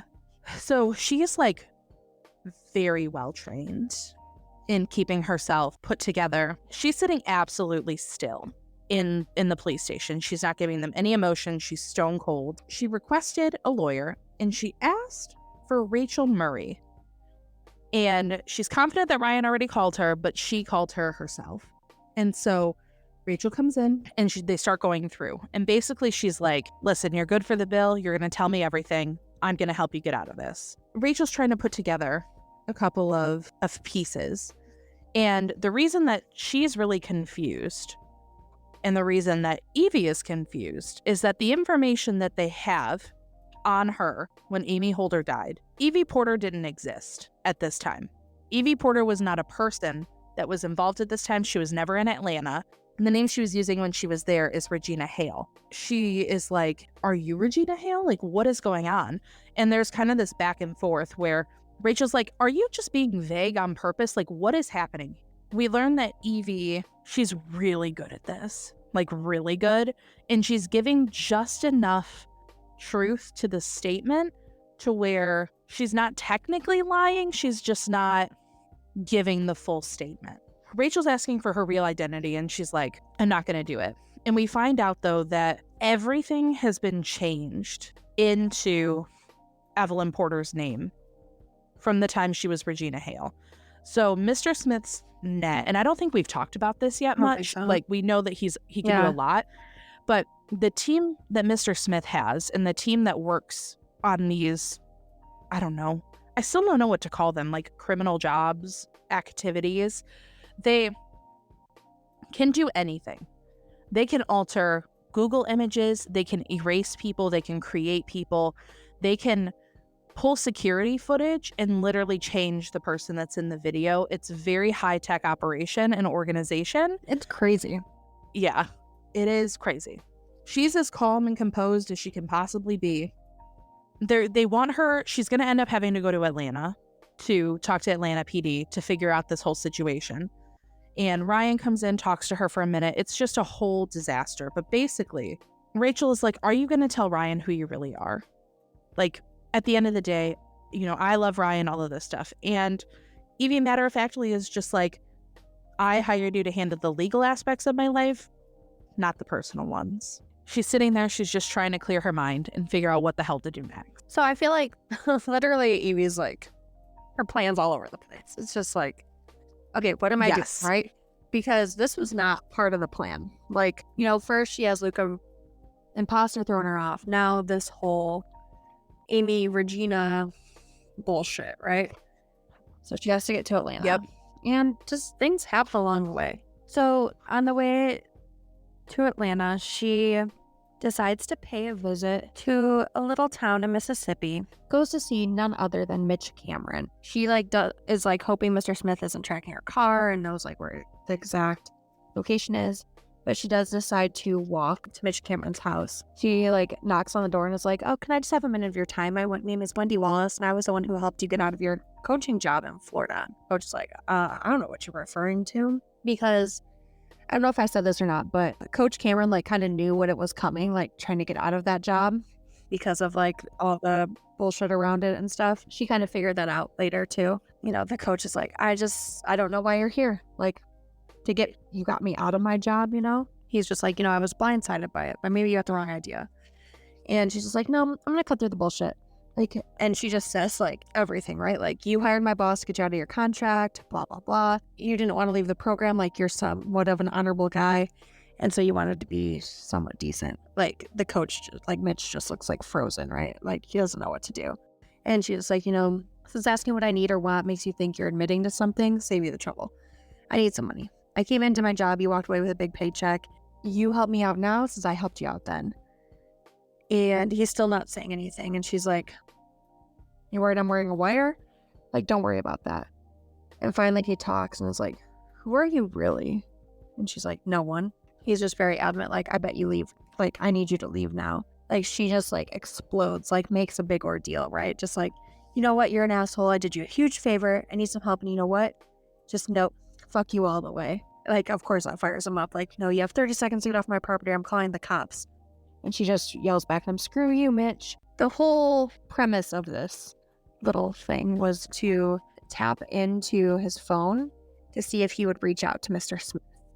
And so she finds out he's like in a message board, like messages, like puts in there, like, I just heard Dancing in the Moonlight for the first time today. Of course, she's glued to her phone to see like what's going to happen, right? And then there's like a conversation that takes place, and he replies and says, a girl showed up at my house. She said she worked for you, Wendy something, asked me for money. She was out of control. I paid you too much money for some crackpot to knock on my door. Assume as Mr. Smith, right, is replying on this message board saying, my apologies. I assure you, should be taken care of. Evie Luca's just like, yep, there you are. Got you. Thought the little tie-in was interesting too, that she, you know, was like, oh, I'm close enough. I'm close enough to where Coach Cameron is. Like, I can call on a, you know, not really a favor, but still like a way for her to get what she needs. Yep. And that's not the only favor she calls in. So they head down to Atlanta and Ryan's with her. He insisted, even though she told him no, like she could handle herself. But she heads out and she actually runs into Governor Andrew Marshall. And she asks him to step aside, like she waits a few minutes to talk with him. He addresses her as Mia. He asks her, like, are you in trouble? Like, what's going on? Why are you here? And he said, I owe you and we both know it. What can I do to help? And so she's like, I'm not ready to call in the favor. I just needed to make sure it's on the table and that you're still willing to give it. You know, he said, if it's in my power, I will absolutely, like, I will help you. Don't worry. You know, they just ask, like, how are they? Like, how are you? They go back and forth. You know, she says, you need to go. He gives her a card with his private cell number. Then there's a man dragging a chair out where Andrew had just vacated. And it's George. But instead of UPS uniform, he's in a suit. He says, oh, you're supposed to be in Atlanta. And she's like, oh, don't worry, I'm working my way there, just making a few stops on the way. He's like, what are you doing? Like, you're playing with fire. He won't get his hands dirty. We both know that. She basically is like, whatever are you speaking about, George? I'm just passing through an old town and chatting with old friends. He says, you can lie to everyone else, but don't lie to me, not after all this time. Which I thought was interesting because they had like this little camaraderie, like delivering packages back and forth, but like I didn't think they had a relationship much beyond that. Yeah, I thought it was very just like transactional and very just like, yeah, okay, we work for the same person, like a work friendship, not really like a I owe you anything friendship, you know, like. Yes. Like he gives her like helpful little tidbits of advice on how to make it through. He's like, Mr. Smith thinks that you need a little bit more incentive. And she's just like, what, are you going to send the detectives another picture of me? Like, what are you going to do? What's next? He's like, I'm just the messenger. The next set of images will make it increasingly hard for you to get out of trouble. He's not playing around. And so obviously George is privy to some information that Evie, Luca, Mia, Regina, Helen, Kitty is not. Yeah. There's so many names. She's like, do you have any other messages you want to deliver? And he said, head to Atlanta. You can still make it to the bank, get into that safe deposit tomorrow. I don't know what he'll ask me to do if you don't. So please, Luca, I need you to do this. She's just like, thanks for the heads up. On the way out too, he says, tell your guy he's getting sloppy. I clocked him coming in through the service entrance in a maintenance uniform. They've always referred to Devin as her guy because he doesn't work for them.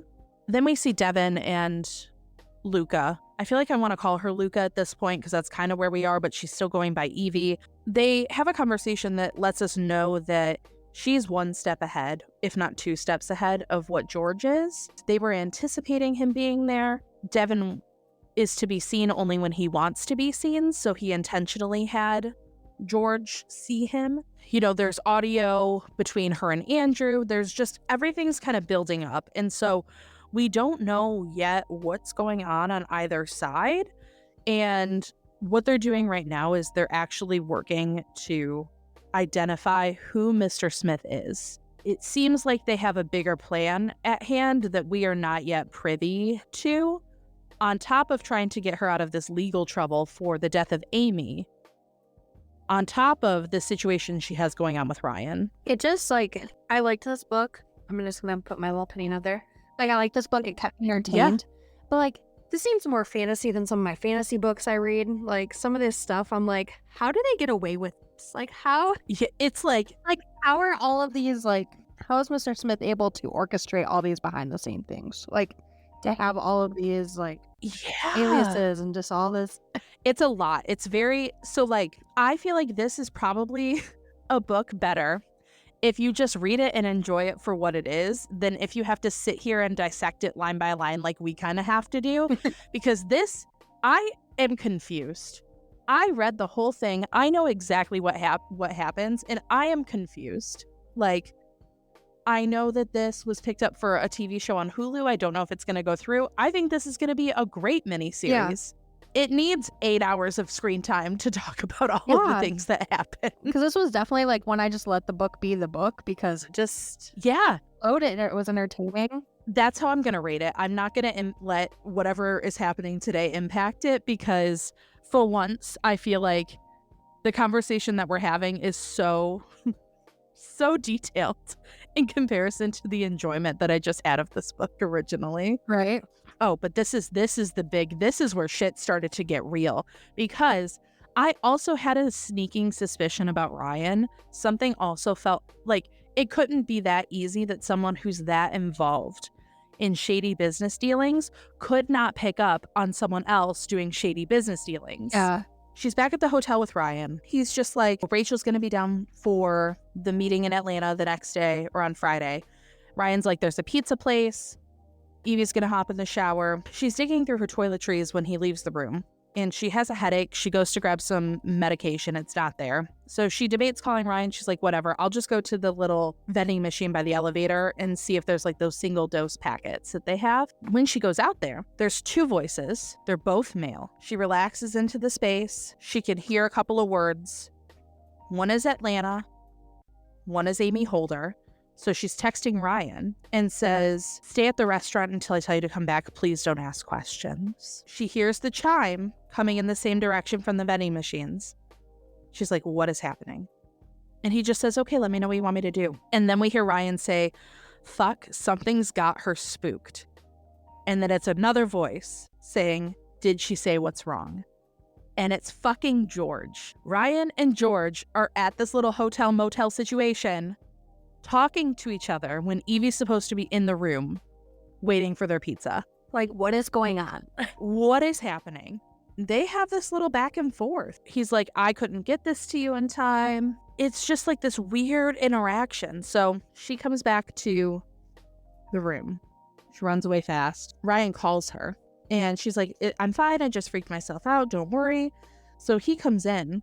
And she's having a panic attack because he's talking to George, but he doesn't know that she knows that he was talking to George. Ryan's trying to comfort her, and she's like, what the fuck? Like, he talked to George with the same familiarity that I talked to George. He was talking to him like I talked to him. She's like, this motherfucker's playing me, and I was ready to risk it all for him. So what is this? He's like, it's not like you to get scared like this. What's going on? What's happening here? She's just like, I've been fighting a terrible headache. I'm so sorry. And he's like, oh, don't worry. I gave the cashier an extra $20 to deliver the pizza to us. So it should be here by the time you get out. Now her world is really shattered again. He asks her like, oh, you seem distracted. Do you want to talk about it? And she's just like, I'm tired. And he doesn't push for an answer, and they just kind of wait it out. My mind was like reeling at this point. Me too. 100%. Because I'm just like, how is this gonna unfold? Like, what's gonna come out of it? Mm-hmm. And I enjoy listening to you talk about it too, because I'm like reliving it, like trying to like put the pieces together in my head right now. Like, okay, going back, when you're like reliving it. Yep. Yeah, I'm just sitting here like, what the fuck is happening? Like, what are we doing? Ryan is dead ass asleep. She searches through his shit, tries to find some stuff. There's a laptop, there's a legal pad, there's a few calls. on some like mutual fund that's on there. Sheet by sheets, she goes through a few of them. She starts noticing there were a couple that were rolled up, and she opens them up and she recognizes what it is. It was the last batch of information that she had left for Mr. Smith. Were you also, I'm like, why is she sent then to have a job with him when he is involved with Mr. Smith somehow or getting information about it? So are like he and George conspiring against Mr. Smith? Like, is this all a ploy to like catch Evie? I don't know. I'm still lost. Not us both being like, we both read it.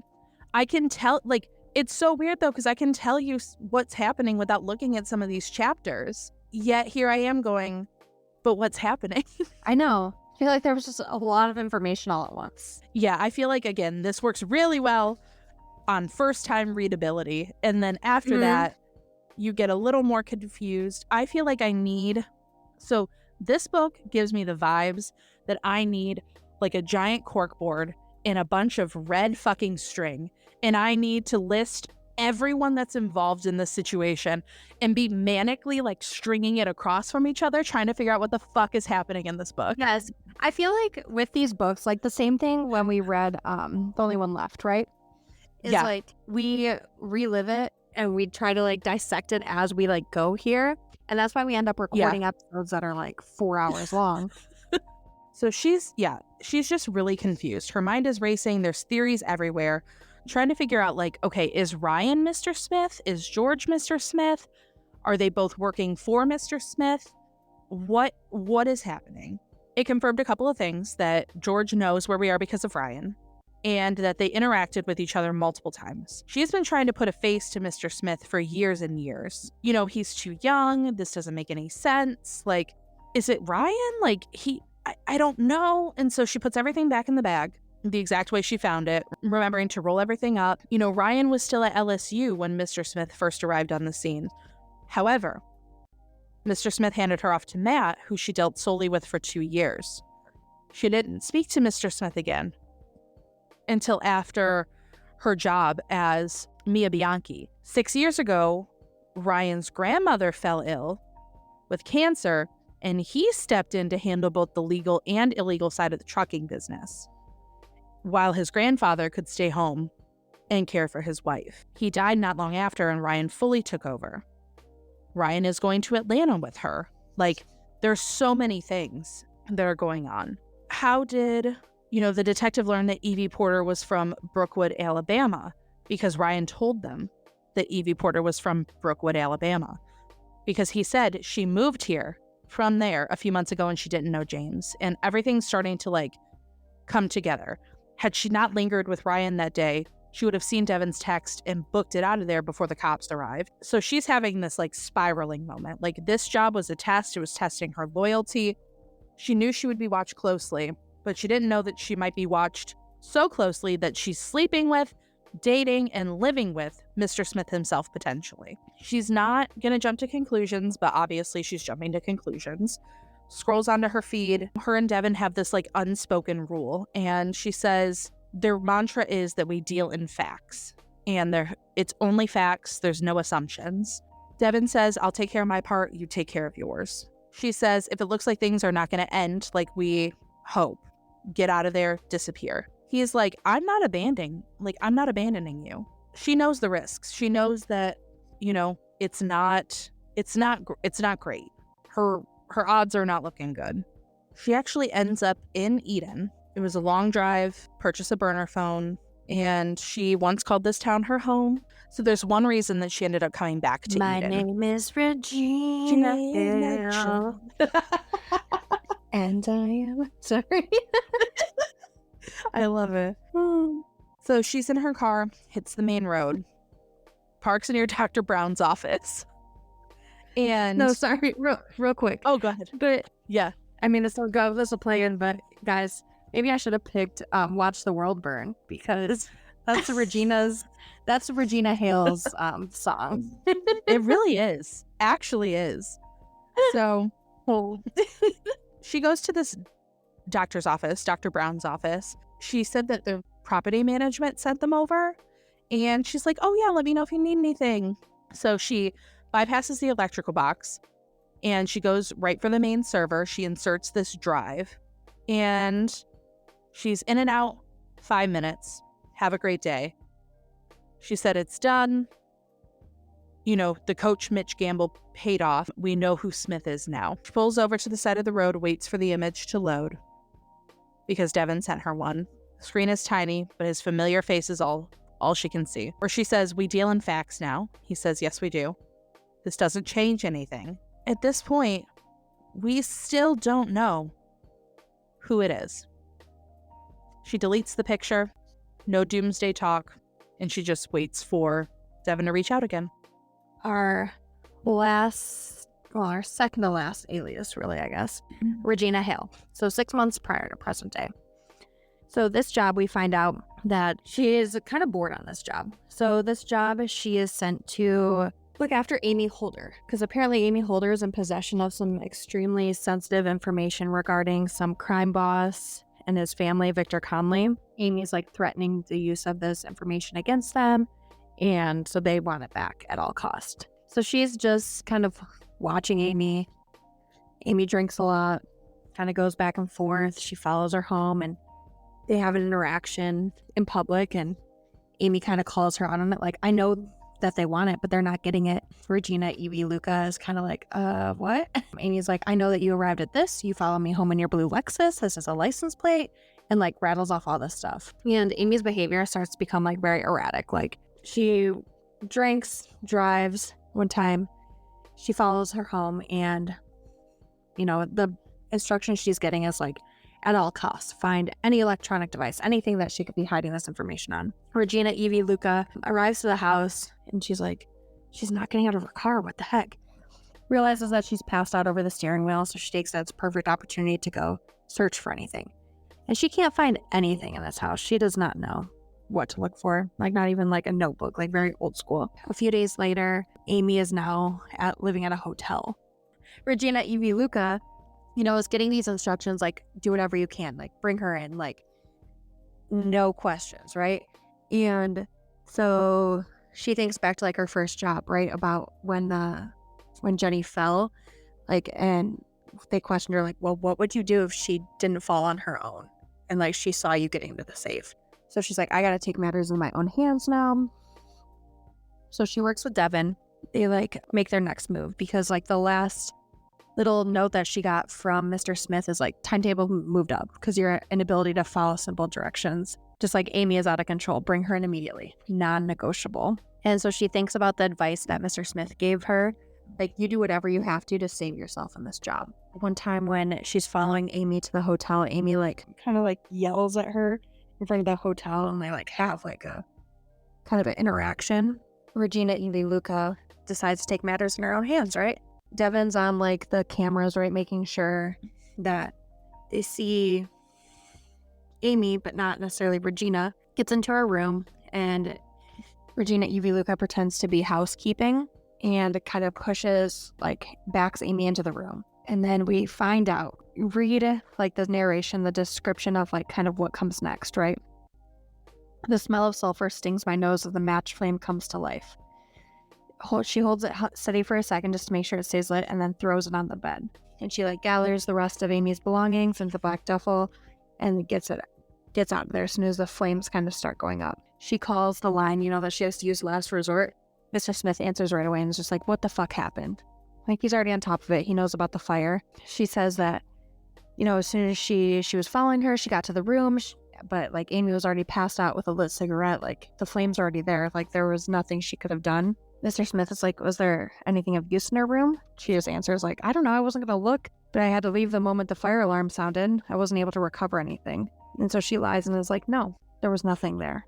And so Mr. Smith brings up too that he heard Amy like yelled a threat at her on the sidewalk from the hotel, and one that involved Mr. Smith. Regina Evie Luca's just like, well, she was completely intoxicated, acting crazy. And so Mr. Smith like becomes defensive, right? You know, it would be very convenient for you if you came in possession of something that could be used against me and you didn't tell me. And so she replies like, I don't know what she had on you. I didn't find anything at her home, car, or hotel room. If she hid it in there with her, it's nothing but ashes. And just like radio silence. And before he hangs up the phone, he just says, we'll be in touch. So she just like takes a deep breath with like her heart just like racing, and she has to get away, right? There's smoke, the fire trucks are coming, and 2 blocks away, she finds a parking spot in front of a Wells Fargo bank and heads inside. That brings us back to present day. We're jumping around here because there's a lot happening, and these timelines won't make sense if we talk about them. So this next part is my favorite part of the whole damn book, because this is where I was like, oh my God, it makes so much sense. So they arrive at the hotel. Rachel's there. Ryan is like, can I talk to you? And she's like, no, let us get through this. I'll handle you later, basically. Rachel's like, listen, remember, don't answer anything unless I give you permission. Don't offer anything extra. And so they get inside. She basically is like, listen, the key here is to cooperate. You have nothing to hide. She looks at Rachel and says, listen, I'm just going to need you to trust me. Follow my lead. 2 detectives walk in. They sit down. The way that they've positioned themselves, the detectives can't look at them both at the same time. They're across from each other, which was intentional. And so, they start with their pleasantries, but then they jump in and get started.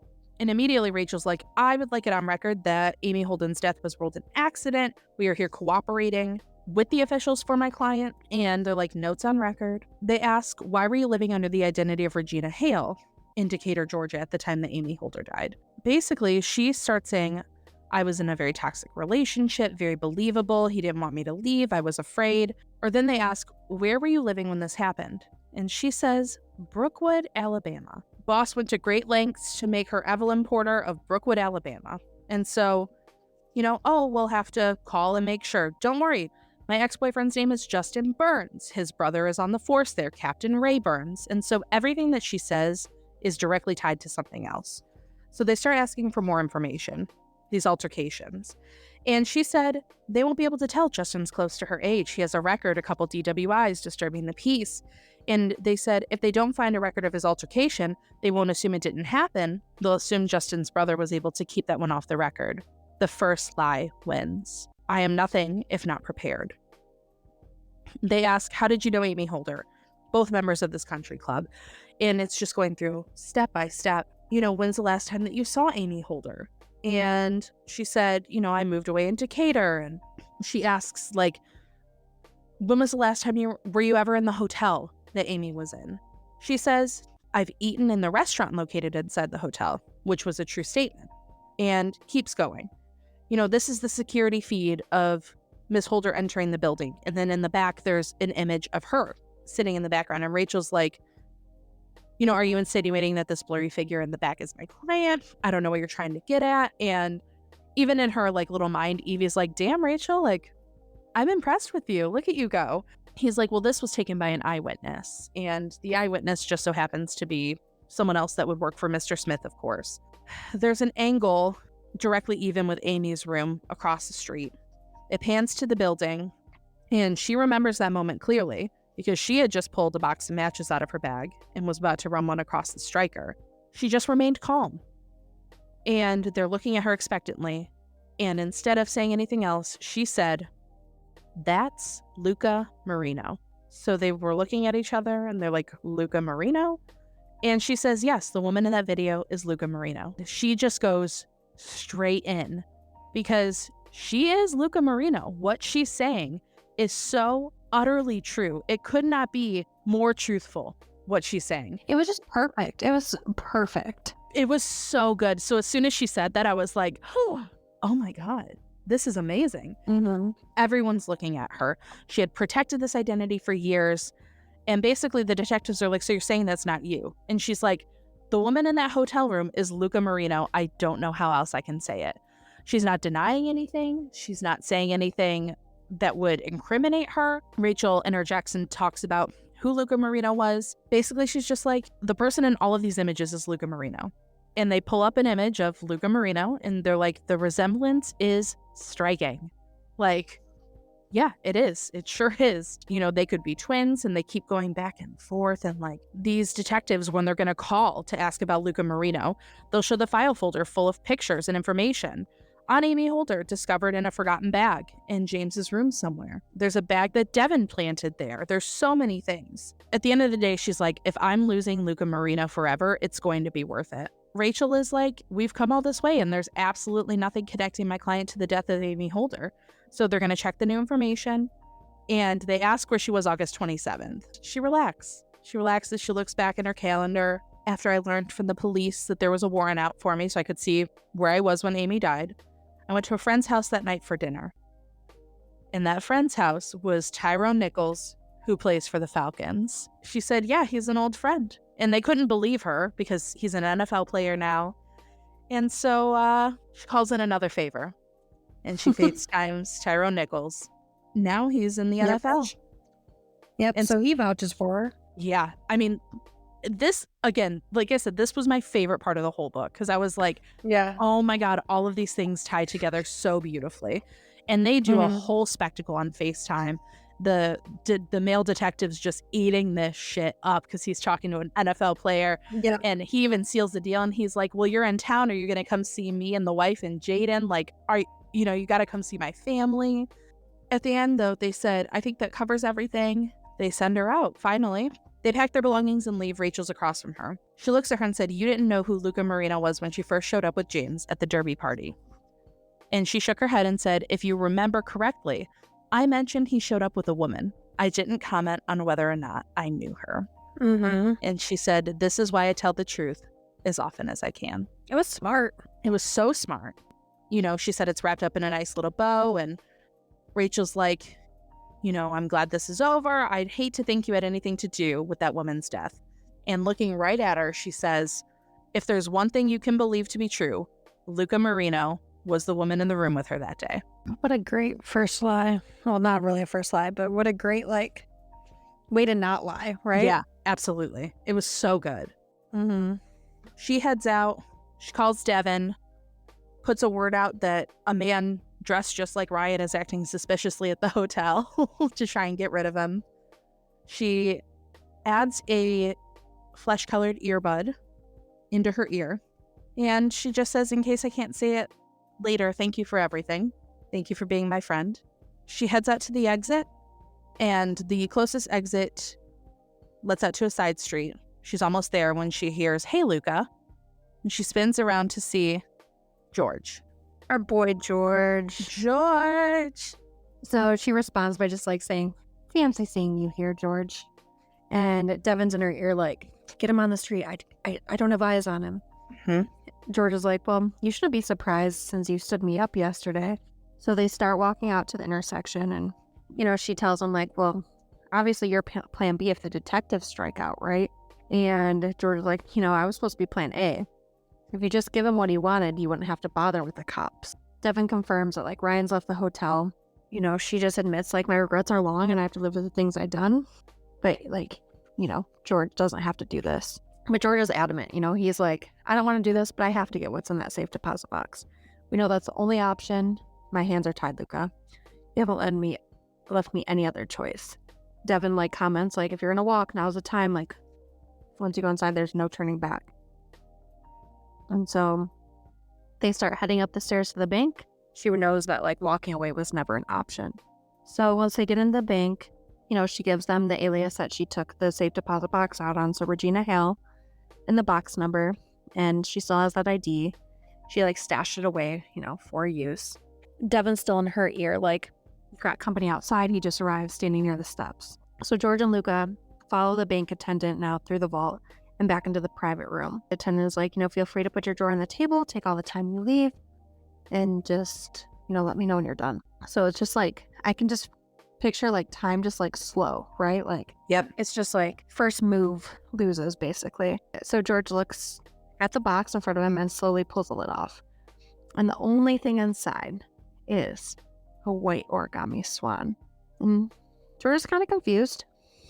Then it shifts to anger. And he is not happy anymore. And Luca just is like, well, I guess I don't need to call you George anymore, huh? And so he picks up the swan and just takes his time opening it up, verifying that the paper is actually blank. There's no question that there is no information on either him or Victor Connolly in this box. And like Luca says, she was prepared for a lot of different reactions. Like she doesn't know exactly how he would like Yeah. react when he found out the news. And all he says is like, when did you figure it out? And she's like, figure out that my boss and my delivery guy were the same person. Figure out your real name yesterday afternoon. And George's like, but like this has been waiting for me much longer. And she's like, yep. She just says like, I got what Amy took, but I didn't leave it here. It's the lesson you taught me, right? It's hard to get caught if you aren't in possession of what you stole when they catch you. And she's like backed up against the wall and, she's like, you're assuming I failed this job. And he's like, well, it seems like we are more alike than you'd want to admit. Instead of completing the job you were hired to do, you took advantage of the situation. And she just remembers like one of the most important things she learned from him, like do whatever she must do to save herself and the job. And that those are like hard words to live up to. And she reveals that she's been planning to betray him for like 4 years. She's like, it's only half as long as you were planning to betray me. He replies, the Tate job. And she goes, yep, the Tate job. Just asks her like, are you going to get to the point of all this? Like, is there a reason for this full stunt? But she finds out his real name is Christopher. And he replies, cut the bullshit. Like, what do you want? Luca's like, it's Miss Porter now, right? Because Luca's dead. To the world, Luca's dead. He's very adamant, like, today doesn't end the way you think it does. You better look over your shoulder. She, like, the most important thing to her was her identity as Luca Marino and, like, that life that she wanted to get back to eventually.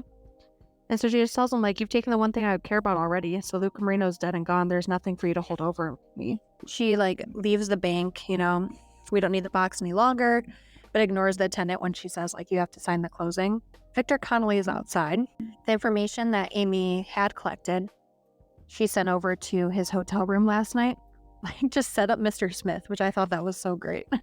Like, what a good, like, full circle, right? Like, not those tops. Nope. Here, I'm handing you back to Victor Connolly. Yep. And so Devin's in her ear right after this and is just like, your flight leaves in an hour. Grab a cab. Like, I know it's going to be... Because she's, like, freaking out. Like, it's hard to reconcile the guy I knew as George with Mr. Smith. And Yep, so she takes the flight out. And then she goes to hang out with Devin and Amy. Yeah, because Amy's not dead. No, they planned it all. So we find out that 4 years earlier, when they were planning, Luca was planning with Amy because Amy also worked for Mr. Smith at the time. So they created this long con in their line of work, and they ended up all together in this kind of Safeway cottage at the end. There's a lot of feelings that kind of come around Evie because this is now her official identity because Luca Marino is dead. So Evie is her new identity.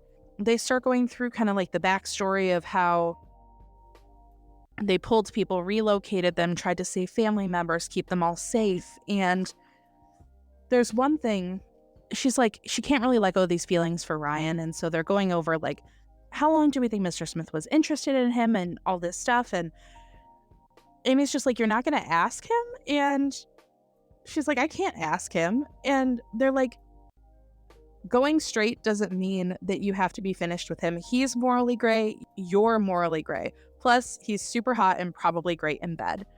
And she says that she's swearing off this criminal activity. And Devin's like, I give it 3 months before she's calling me and being like, Devin, there's this job coming. And Amy's like, I give her 1 month. Then we catch a glimpse of how Evie met Ryan, where they are present day, and she kind of walks up and he's mowing the lawn. It's been 3 months since she had seen him. She just says, I've been pretending for a long time, and they start to go through it, and there's something unfinished between them. Ryan says that there's an associate that kind of gave him a tip off about Mr. Smith, and he wants some information from her too, that he was a job, but he wasn't actually a job. And he's like, your boss seems like an incredible asshole. She's like, you have no idea. And so he leans forward and is like, I didn't know you heard us talking. Is that why you freaked out and left? Was he your boss? Just all of these things. And pitting two people against each other was Mr. Smith's favorite pastime. So at the end of the day, though, they fall back into their routine. And now they're honest with how shady they are with each other. Ryan always goes back, East Texas on Thursday, pick up some treats on the way home. Devin created a space in the home office for her to kind of get settled in, every precaution, every security line, everything that's good to go for her. She places a call on a secured line. Amy picks up, and she just says morning. And Dancing in the Moonlight is playing over her computer speakers, and she says 2 new messages. And Amy says, open them up and let's see what they're looking for, Miss Smith. And she says it's her favorite part of the morning. That was the chaotic series of events that happened in First Lie Wins. Thank you for sticking with us on that bad boy, because there's a lot happening. I thought that I had it all figured out. Yeah, I thought it was like wrapped up nicely in a bow, and then you sent me the Reddit post, and I'm like, oh, Yeah, that also makes a lot of sense. there's a Reddit post that I found when I was doing our outline for the episode, because we do those now, guys. We're official. And we just fly by the seat of our pants for a lot. And there's a Reddit post on our Book of the Month Club post about this book. And it's from Redditor A Gingerbread Cookie. And I wanted to read this because I'm confused. And now I feel like this is right. So it says, if you believe the simple denouement that George is Mr. Smith, then you've been duped by the obvious, just like the loser searching for Ralph Tate's ugly painting. Ryan is Mr. Smith, forced into assuming this role along with all of the other nefarious businesses when his grandfather, the original Mr. Smith, died. Evie always wanted the sweet house and the husband, and Ryan fit the mold. Ryan wanted out of the Mr. Smith businesses, so he slowly and selectively eliminated the quote-unquote employees. By setting up the fake Luca Marino and killing her off, he thought he could keep the real Luca, with whom he was falling in love, from ever being able to leave him and return to her past identity. But in all things, Luca lied first, convincing Ryan that she loved him by changing his stolen business accounting turned over to quote-unquote Mr. Smith to make his business look unworthy of takeover. Then she made him believe she quote-unquote caught George as the real Mr. Smith, so Ryan could exit the con game for good. Devin went to Ryan's home in Lake Forbing to set up the whole tech room so Luca could assume the role and run it as Miss Smith, completely separate from Ryan. And with that, the author Ashley Elston has set us up for a sequel. Brilliant. I believe that. I don't know. There's just so much. So much. But I think that's possible. It's definitely going to be a show. I think it should be interesting. All right. Song choice. Let's talk about our songs. Let's talk about our songs. Both great songs. Reputation and Evermore. My fave. I picked Look What You Made Me Do by Taylor Swift. And I picked it because it is so unbelievably spot on to all of the events that just happened. So it starts off with, I don't like your little games, don't like your tilted stage, the role you made me play of the fool, no, I don't like you. And I think it just directly relates to how Mr. Smith liked to play games with all of his employees and liked to try to make it seem like he was in control of everything in their lives. And the next verse specifically, I don't like your perfect crime, how you laugh when you lie. You said the gun was mine. Isn't cool. No, I don't like you.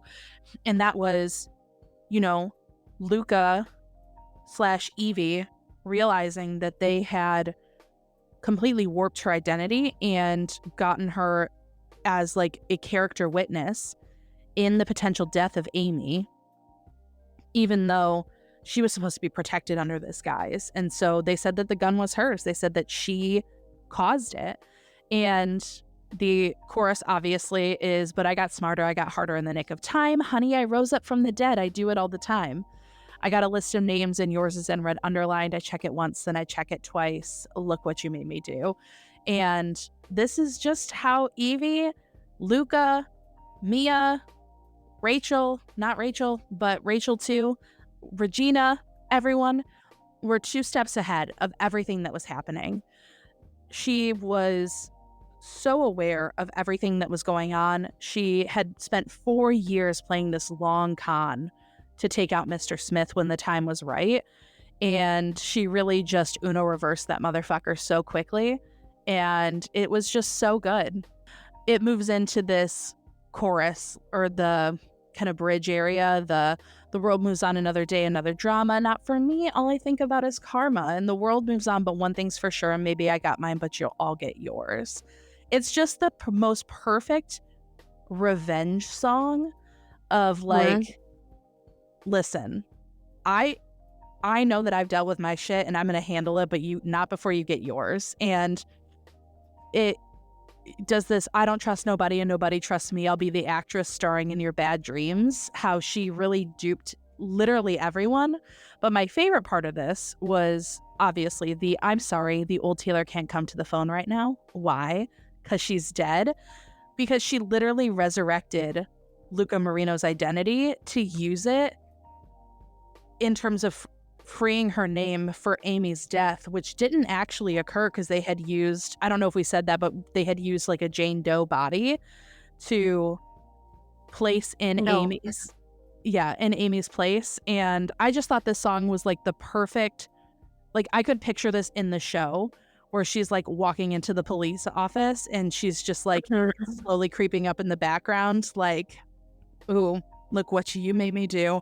And it's just a reflection of how smart and cunning Evie Porter, Luca Marino, Regina Hale, Mia Bianchi, all them bitches were.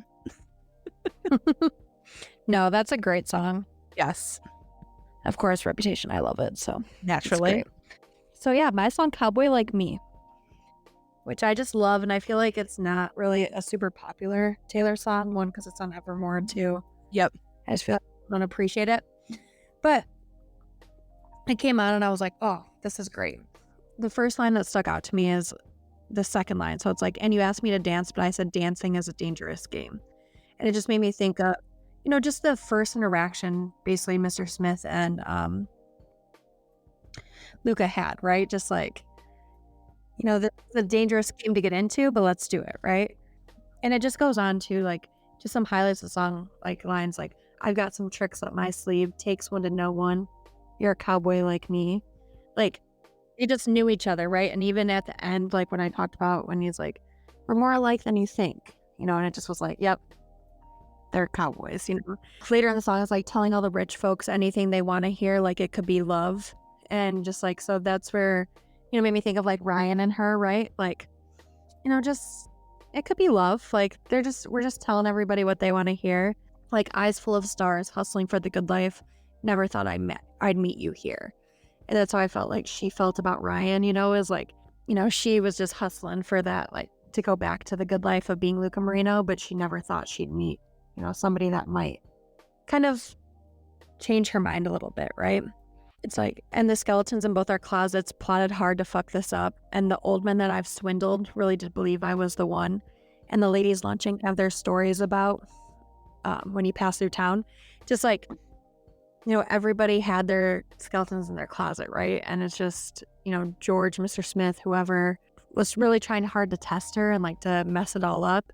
But the old men that she swindled really did believe that she was the one. Like, that made me think of like just all the people that she called in those favors. Like, right? Like even when she yelled at Coach Cameron, right? Even those little things, just like her swindling, like was able to really kind of secure her place and what she needed to do. Literally the line that I'm going to end this with, because it's my favorite line in the song, is forever is the sweetest con. Basically she was a con artist, right? Going through all these things. But, what is her forever like? Like forever is the sweetest con. If she can get somebody to be there for her forever, like that's it. So, Yeah. Oh, it's such a good unexpected choice. I love that song. it just like, and if you listen to it too, it's just, it's a good vibes. Like and we love Marcus Mumford, so. Yes. Beautiful. All right. Ready for So our ratings? Our ratings. So if you're new here, we do not rate traditionally in stars. We rate in to the moon and to Saturn, 1, because of Taylor Swift, and 2, because our rating system sometimes doesn't make sense. We rate on vibes. Yeah. And something that we liked in one book, we might have hated in another. It is what it is. So for First Lie Wins, I am going to give it 4 moons, because my this very dissected read through made me confused and overwhelmed. But when I first went through the book, I was so entranced and enthralled with everything that was happening, and the way that it tied together so beautifully was amazing. I did feel like some parts dragged on a little bit, and it wasn't like my favorite book I've ever read, which is why I'm going to stick with my 4 moons. but it was really good. I do recommend reading it, listening to it, things like that. Definitely. So my Saturns, we're doing 3.75. Ooh, your first quarter rating.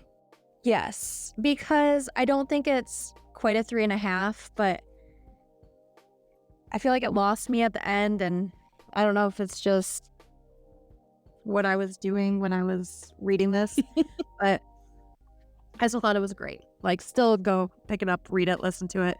Yep. But I wish, like, I could have held out a little more, and that could have been just me. But I just, like we said, vibes. I can't vibe it to a 4, but it's right there. That's fair. 3.75. 3.75. I respect Saturn. it. It's just got like half a little, like a quarter of a little ring on Saturn. It's Not not a full ring. It's fine. So, All right. We're ready for our next book. yeah, we're ready for our next book.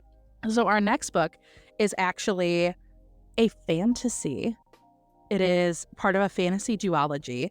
It has been everywhere. So super excited to talk about it and to read it. And we are reading One Dark Window by Rachel Gillig. And so that will be our next episode. So thank you all for listening. Please take time to rate and review the podcast. Does mean a lot to us. Feedback, super important. Follow us on all social media, TikTok, Instagram, Discord. We even have a Patreon now, so please join our Bitch Pack book club. Discuss on Discord your thoughts on our song choices, what song choices you have, and sign up for our email list. I know that's a lot. Basically, just keep listening, keep reading out there. Yes. We appreciate you. So thank you all so much. We will catch you on our next episode where we talk about One Dark Window by Rachel Gillig. And we hope that you keep reading with kindness. Bye. Bye, guys.